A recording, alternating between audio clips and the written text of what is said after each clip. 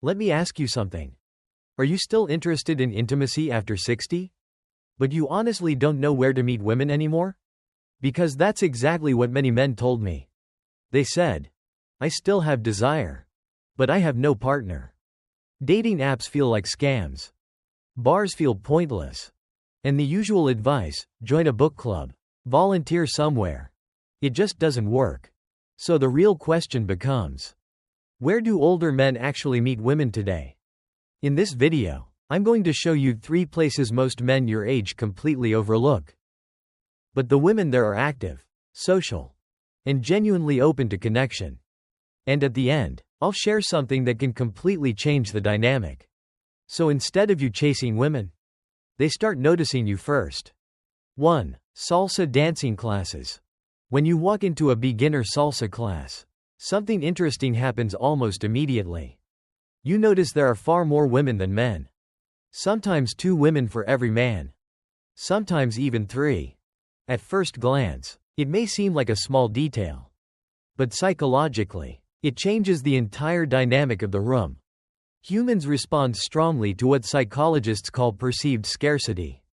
When something is rare in an environment, it becomes more valuable.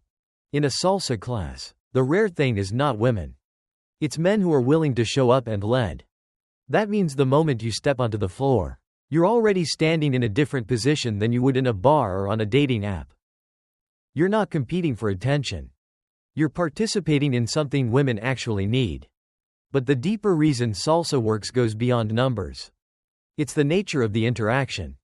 In most social environments, physical touch comes much later. Weeks of conversation. Several dates. A long period of uncertainty. In dance, that barrier disappears immediately. Hands connect. Movement synchronizes. The music carries both people into the same rhythm. Psychologists often describe this as mirroring behavior. When 2 people move together, their brains begin to synchronize emotionally. Connection forms faster than words. A man once shared a simple story that illustrates this perfectly. He started taking salsa classes at 62. At first he felt ridiculous. 2 left feet. Constant mistakes. But he kept showing up. After 2 months, people in the class began greeting him by name. One evening during a social dance night, he partnered with a woman he had danced with several times before. They barely spoke. But the rhythm felt natural between them. They began talking after the music ended. 3 months later they were dating. 2 years later they were still together. The relationship didn't start with a perfect line. It started with shared movement. Friedrich Nietzsche once said, and those who were seen dancing were thought to be insane by those who could not hear the music. There is wisdom in that line. Because a man willing to step into rhythm, even imperfectly, signals something powerful. Curiosity. Humility. Courage to learn.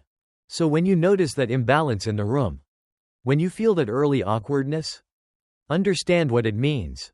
You are standing in a place where connection grows through repetition, not performance. So you simply keep showing up.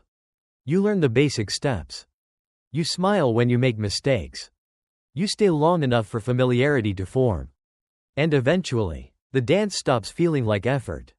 It begins to feel like conversation. Blank. Underscore, blank. 2. Social fitness environments. Now consider another place where something subtle happens beneath the surface. Group fitness environments. Not the quiet corner of a gym where everyone hides behind headphones. But classes where the same people return again and again. Boot camps. Yoga sessions. Pickleball courts. Hiking groups.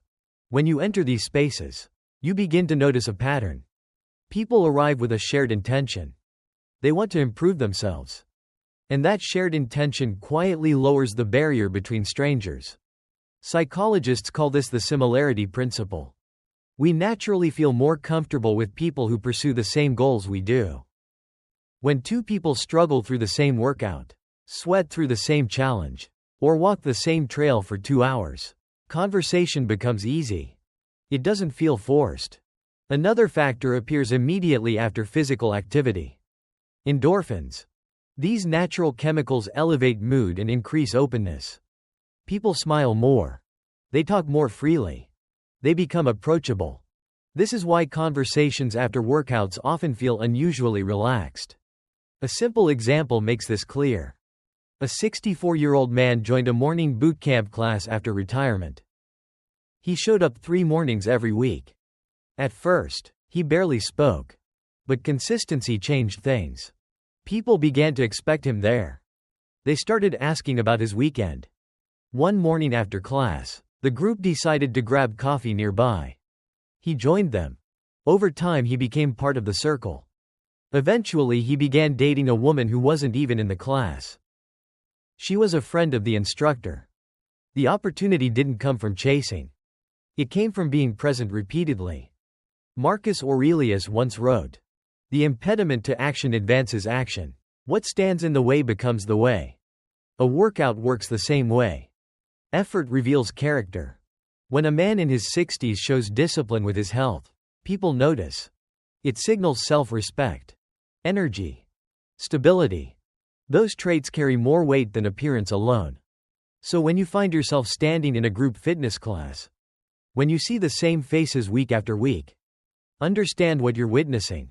You're watching familiarity grow. And familiarity builds trust faster than charm ever could. So you keep showing up. You greet people before class. You stay a few minutes after. You suggest coffee with the group. Not because you're chasing anything, but because presence, over time, becomes its own kind of gravity. Blank. Underscore, blank. 3. Community leadership and visible roles. The third environment works for an even deeper reason. Purpose. When people see a man actively contributing to a community, they instinctively perceive him differently. Not as someone seeking attention, but as someone creating value. This shift is explained by a principle psychologists call social proof. When others see that a man is trusted, respected, or relied upon in a group, his perceived value increases automatically. Leadership doesn't need to be loud. Often the most powerful form is quiet competence. The man organizing a charity drive. The man teaching photography at a community center. The man coordinating a neighborhood event. These roles create visibility. But more importantly, they demonstrate purpose. Women are particularly responsive to this signal. A man with direction feels stable. And stability is attractive at any age. A real example shows how naturally this can unfold. A man in his late 60s began volunteering as a museum docent. He gave tours twice a week. Learned the history of the exhibits. Spoke with visitors. Other volunteers quickly came to know him. One of them was a woman who shared his interest in art. They often talked after the museum closed. Years later, they were married. The museum was never intended as a dating environment. It simply created repeated interaction around a shared passion. Which is exactly how most meaningful relationships begin. Albert Einstein once said, "Only a life lived for others is a life worthwhile." There is quiet strength in that idea. Because when a man contributes to something beyond himself, he becomes naturally interesting. Not because he tries to be, but because purpose shapes his presence. So when you find yourself in a community role, when people begin recognizing you, asking for your help, inviting you to organize things, understand what that means. Your reputation is forming. And reputation quietly attracts people who respect what you do. You don't need to advertise yourself. You simply continue contributing. Over time, the right people notice. And connection grows from shared purpose rather than pursuit. In the end, the truth is simple. Connection rarely appears where people desperately search for it. It appears where a man is living his life fully. Moving with rhythm. Taking care of his body. Contributing to something larger than himself. When you place yourself in environments like these, something quiet begins to happen. People start recognizing you. They begin greeting you. Conversations grow naturally. And sometimes, connection follows. Because attraction is rarely about chasing. It's about presence. As the Stoic philosopher Seneca once said, "Luck is what happens when preparation meets opportunity." So choose one place. Show up consistently. Let familiarity grow. and allow life to unfold the way it naturally does. A strong man does not chase attention. He builds a life that naturally attracts it. If you found this video helpful, subscribe to Silent Stoic, so each day you become stronger, calmer, and more grounded. And tell me in the comments, which of these 3 places do you think most men overlook today?